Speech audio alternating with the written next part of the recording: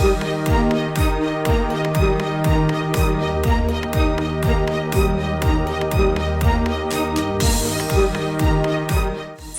our YouTube channel now and don't forget to press the bell icon for latest updates.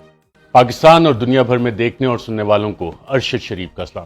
ناظرین، پاکستانی سیاست اپنے final round میں داخل ہو چکی ہے اور اس میں حکومت نے جو چالیں چلنی ہیں اور پاکستان تحریک انصاف نے جو اقدامات لینے ہیں وہ اب بالکل عیاں ہوتے جا رہے ہیں۔ پاکستان تحریک انصاف اپنی لانگ مارچ کا اعلان غالباً 16 کے بعد کرے گی۔ 16 اکتوبر جو بائی الیکشنز کا سلسلہ ہے اس میں جو بھی نتائج آئیں گے اس کے بعد وہ اپنی لانگ مارچ کا اعلان کریں گے۔ اس حوالے سے حکومت کو آج ایک میسج آیا ہے باقاعدہ طور پہ، جو حکومت کے لیے خطرے کی گھنٹی بھی ہے، کہ وزارت داخلہ نے جو درخواست کی تھی الیکشن کمیشن آف پاکستان کو کہ الیکشنز ملتوی کروائے جائے، اور اس میں کافی ساری وجوہات دی تھی جس میں پی ڈی ایم اور حکومت الیکشن سے بھاگنا چاہ رہی تھی۔ اس میں جب تمام ادارے بیٹھے حکومت کے تو اس کے بعد الیکشن کمیشن نے فیصلہ یہ دیا کہ نہیں، یہ انتخابات ہوں گے، اور اب تک جتنے بھی ان حلقوں سے نتائج آ رہے ہیں، جو سروے آ رہے ہیں، اس سے پتہ یہی لگ رہا ہے کہ پاکستان تحریک انصاف وہاں پہ برتری حاصل کرے گی۔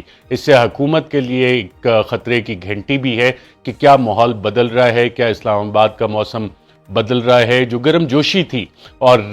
اس حوالے سے کچھ ٹھنڈ آتی جا رہی ہے، کچھ زیادہ ٹھنڈ آتی جا رہی ہے، جو کہ حکومت کے لیے خطرے کی گھنٹی، اور شاید یہی وجہ ہے کہ ابھی تک تحریک انصاف نے وہ اعلان لانگ مارچ کا نہیں کیا، کیونکہ بیک چینلز پہ کچھ بات چیت چل رہی تھی۔ حکومت کی ناظرین اس حوالے سے جو پریشانی بڑھتی جا رہی ہے، اس میں آج ایف آئی اے کے ذریعے باقاعدہ طور پہ پاکستان تحریک انصاف کے سربراہ اور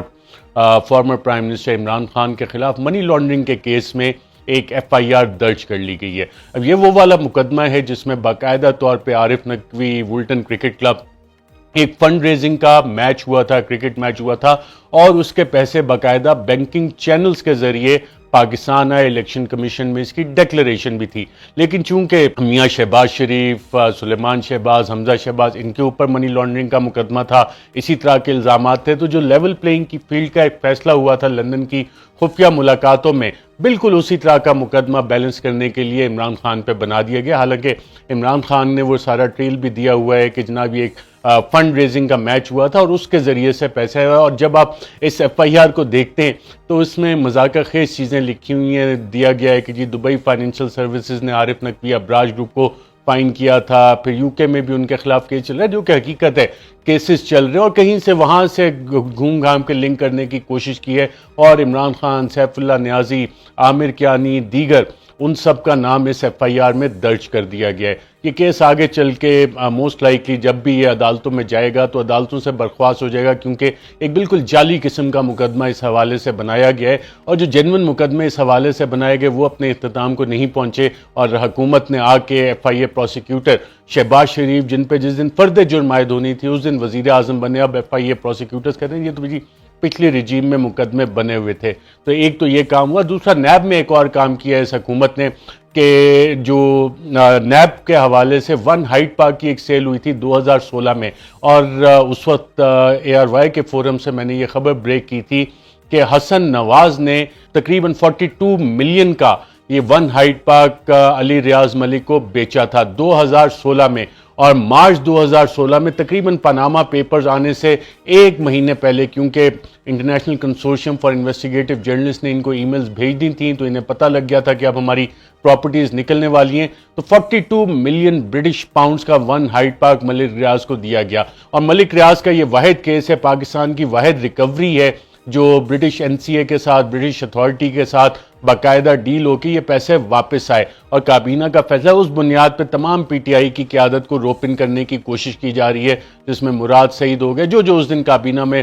موجود تھا، شیخ رشید ہو گئے، عمران خان ہو گئے، اسد عمر ہو گئے، کہ کسی نہ کسی طرح ان سب کو پکڑنا ہے یا خوار کرنا ہے، کھجل کرنا ہے۔ یہ وہ والا کام ہو رہا ہے نیب میں اس پرٹیکولر کیس میں، اور اس حوالے سے پی ٹی آئی کے جو وکلا ہیں، جو دیگر انڈیپینڈنٹ لوگ ہیں، وہ کہتے ہیں اس میں فائنینشیل امبیزرمنٹ کرپشن نہیں، یہ سیدھا سپریم کورٹ آف پاکستان کے اکاؤنٹ میں گیا تھا۔ تو جعلی مقدمات صرف وہ لیول پلینگ فیلڈ پرووائڈ کرنے کے لیے اس حوالے سے کیا کیے جا رہے ہیں، اور اس حوالے سے جو پیشیاں ہو رہی ہیں وہ بھی. اب جو لانگ مارچ کی ناظرین پاکستان تحریک انصاف تیاریاں کر رہی ہے اس سے حکومت کو پریشانی کافی ہے, کیونکہ اسلام آباد کو باقاعدہ کنٹینرستان بنا دیا گیا ہے, جگہ جگہ کنٹینرز لگا دیے گئے, خندقیں کھود دی گئی ہیں. اسلام آباد پولیس کے لیے کابینہ نے کروڑوں روپے کی مزید فنڈنگ اس کا اجرا بھی کر دیا ہے کہ جناب ٹھیک ہے آپ اس لا اینڈ آرڈر کنٹرول کرنے کے لیے ربڑ کی گولیاں لیں, ٹیئر گیس لیں, جو بھی آپ نے اقدامات کرنے. کروڑوں روپے کے فنڈز اسلام آباد پولیس کے لیے ایلوکیٹ کر دیے گئے اس لانگ مارچ کو روکنے کے لیے. لیکن عمران خان نے ناظرین جو اسٹریٹجی اس حوالے سے بنائی ہے,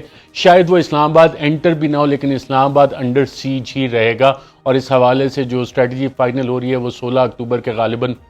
بعد نظر آ جائے گی. دوسرا, عمران خان نے آج ننکانہ صاحب میں بات کرتے ہوئے کہا کہ کچھ گندی ویڈیوز یہ تیار کریں. یہ وہی ناظرین اسی اسٹریٹجی کا حصہ ہے کہ عمران خان کو تمام حربے استعمال کر کے ان کا جو بیانیہ انہوں نے بنایا, جو اپنا میسج وہ عوام کے پاس لے کے گئے, جس کی عوام میں کافی پذیرائی ملی, کسی نہ کسی طرح اسے ختم کیا جائے. اور اس میں یہ حکومت اپنی پوری کوشش سے لگی ہوئی ہے. تمام پی ڈی ایم کی جماعتیں کہ جب ان کی بات ہے, جب ان کے جلسے, تو وہ عوام میں جا نہیں رہے. عمران خان ڈیلی عوام میں جا رہے ہیں, عوام سے رابطہ کر رہے ہیں, عوام سے بات کر رہے ہیں, اور ان میں سے کوئی بھی عوام میں نکلنے کی فی الحال جرت نہیں کر رہا. تو عمران خان کو, ان کی کریڈیبلٹی کو, ان کے کریکٹر اسیسینیشن, یہ باقاعدہ پروپیگنڈا مہم جو اسٹریٹجک میڈیا سیل نے بیٹھ کے ڈیزائن کی تھی, اس کی اگلی فیزز بھی آنے والی ہیں. کابینہ کا بھی ناظرین اجلاس ہوا اور اس میں سائفر کے حوالے سے بھی بات چیت ہوئی اور آڈیو لیکس. اور جو اندر کی اطلاعات ہمارے تک آ رہی ہیں وہ یہی ہے کہ جی سائفر پہ بھی مٹی ڈالو ان تحقیقات پہ, کیونکہ یہ تو معاملہ کہیں اور جا رہا ہے اور پھر اس میں مزید چیزیں جب کھلیں گی تو ہم سب پھنسیں گے. اور آڈیو لیکس کے حوالے سے بھی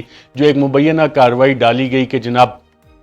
2 اشخاص پکڑے گئے, اس پہ بھی شاید کور اپ کی کہانی نظر آئے گی. اور اگر یہ تحقیقات آگے چلتی ہیں تو انصار عباسی صاحب, انہوں نے تو باقاعدہ جولائی میں یہ کالم لکھا تھا اور اس کالم میں انہوں نے منشن کیا تھا کہ انٹیلیجنس ایجنسیز کے پاس یہ آڈیوز موجود ہیں. تو کیا وہ ہیکر جو ہے وہ انٹیلیجنس ایجنسی سے رابطے میں تھا؟ اور یہ کیسا ہیکر ہے جو صحافیوں کو پہلے سے بتا رہا تھا کہ جناب ہمارے پاس یہ آڈیوز ہیں؟ لیکن انصار عباسی کا جو کالم ہے اور انصار عباسی کی اس حوالے سے ٹویٹس, جب یہ آڈیو سامنے آئی, لیٹس پلے ود اٹ, تو انہوں نے باقاعدہ منشن کیا ہوا ہے, یہ گواہی ہے, انتہائی اہم گواہی ہے کہ انصار عباسی کو اس ساری چیز کا پتہ ہے کہ یہ ریکارڈنگز کر کون رہا تھا, یہ ریکارڈنگز پڑی کس کے پاس تھیں, اور انہوں نے وہ ریکارڈنگ سنی ہے. تو اگر یہ تحقیقات آگے گئی تو انصار عباسی اس کے ایک اہم گواہ ہوں گے. آبویسلی صحافی سے آپ سورس تو نہیں پوچھ سکتے, لیکن اتنی گواہی جو کچھ انہوں نے کالم میں لکھا کہ ہاں انٹیلیجنس ایجنسیز, سرکاری افسران جو انہوں نے اپنے کالم میں الفاظ لکھے, ان کے پاس یہ آڈیوز موجود تھیں, اور اس سے جو ہیکر کی کہانی بنائی گئی ہے, اور خاص طور پہ اس وقت یہ کہانی بنائی گئی جب عمران خان نے یہ بیان دیا اور ٹویٹ کی کہ اس حوالے سے ہم عدالتوں کا رخ کریں گے اور جے آئی ٹی بنانے کا مطالبہ بھی کریں گے, تو یہ کارروائی سامنے آئی. تو اگر یہ چیز آگے چلتی ہے اور اس کو جس طرح سے کور اپ کرنے کی کوشش کی گئی, انصار عباسی اس کے ایک اہم گواہ ہیں, ان کا کالم ایک اہم گواہی دے رہا ہے کہ یہ آڈیوز کس کے پاس موجود تھیں, کہاں تھی, اور کس نے انصار عباسی کو وہ آڈیوز سنائی تھی. آج کے لیے ناظرین اتنا ہی, اپنا خیال رکھیے گا, اللہ حافظ. Subscribe our YouTube channel now and don't forget to press the bell icon for latest updates.